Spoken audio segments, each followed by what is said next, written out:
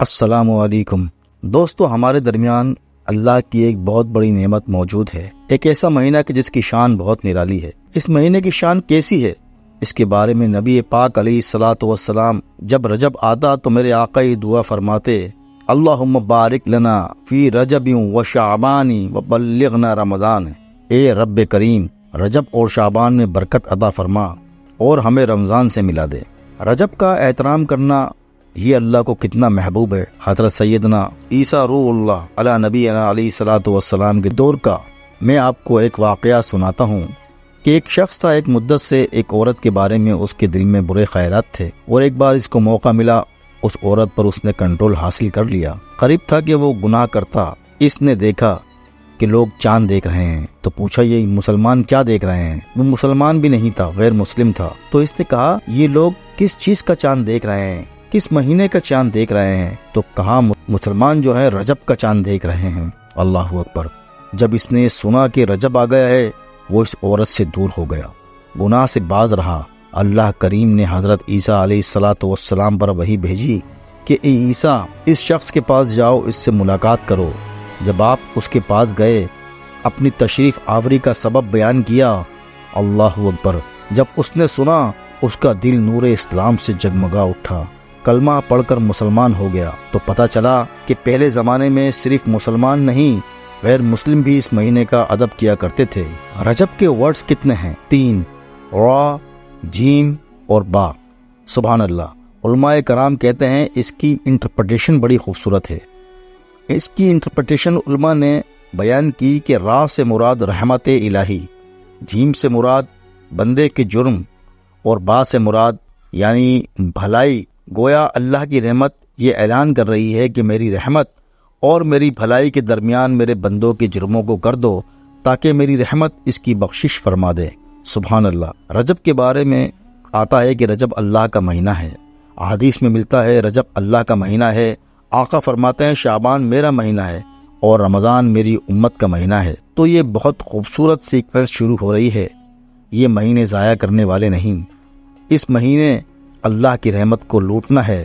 اس مہینے میں اور ایک بہت خوبصورت بات میں آپ کو بتاؤں کہ نبی پاک علیہ الصلاۃ والسلام فرماتے ہیں 5 راتیں ایسی ہیں جس میں دعا رد نہیں ہوتی۔ وہ کون سی 5 راتیں ہیں؟ آپ بھی نوٹ فرما لیجئے۔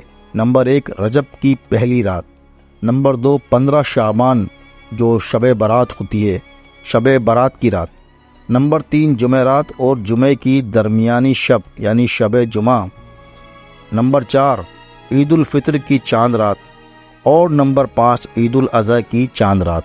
اور رجب کے روزوں کی تو کیا ہی بات ہے۔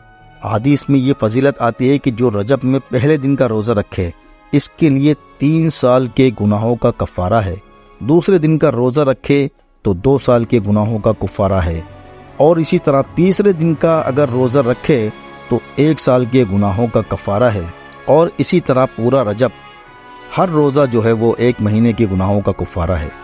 اب تو سردیوں کے دن ہے، ویسے ہی ہم میں سے کئی لوگ لیٹ لنچ کرتے ہیں، 6 سوا 6 بجے افطار ہو جاتا ہے۔ ہو سکے تو نفلی روزے رکھیں، یہ عبادت کا مہینہ ہے۔ علامہ صفوری رحمۃ اللہ تعالی علیہ فرماتے ہیں کہ رجب بیج بونے کا مہینہ ہے، شعبان پانی ڈالنے کا مہینہ ہے، اور رمضان فصل کاٹنے کا مہینہ ہے۔ اور بڑی خوبصورت اس کی تفصیل بیان فرماتے ہیں کہ جو بندہ رجب میں عبادت کے بیج نہیں بوتا، شعبان میں ان بیجوں پر اپنے آنسوؤں سے پانی نہیں ڈالتا، آبیاری نہیں کرتا، وہ رمضان میں رحمت کی فصل کیسے کاٹ سکے گا؟ تو خود کو عبادت کے لیے تیار کریں۔ وقت آ گیا مسجد کی طرف آنے کا، تلاوت کرنے کا، روزہ رکھنے کا۔ اگر کوئی دوری ہو گئی ہے عبادت سے تو پھر جڑ جائیں، اور رحمتوں والے مہینے شروع ہو رہے ہیں۔ تو دوستو، اللہ کرے کہ ہم رجب میں اللہ کی عبادت کر کے اپنے گناہوں کی معافی مانگ کے ہم اس رجب کو اس طرح گزاریں۔ ایک اور کام کرنے کا بڑا زبردست موقع ہے۔ آپ کو بتا دوں کہ نبی پاک علیہ الصلاۃ والسلام فرماتے ہیں، حضرت عبداللہ ابن زبیر رضی اللہ تعالی عنہ سے روایت ہے کہ جو ماہ رجب میں کسی مسلمان کی پریشانی دور کرے، اللہ عز و جل اس کو جنت میں ایسا محل عطا فرمائے گا جو حد نگاہ تک وسیع ہوگا۔ تم رجب کا اکرام کرو، اللہ کریم 1000 کرامتوں کے ساتھ تمہارا اکرام فرمائے گا۔ اللہ کرے کہ ہماری کوئی نماز قضا نہ ہو، ہم اس ماہ میں نفلی روزے رکھیں، اس میں درود پاک کی کثرت کریں، استغفار کی کثرت کریں۔ اللہ کا مہینہ ہے، خوب اللہ کی طرف لو لگائیں، یا اللہ تیرا مہینہ آ گیا ہے، بندہ بھی تو میں تیرا ہوں، میرے مولا تو میری مغفرت فرما دے۔ تو اللہ ہمیں اس مہینے کی برکتیں عطا فرمائے، آمین بجاہ النبی الامین۔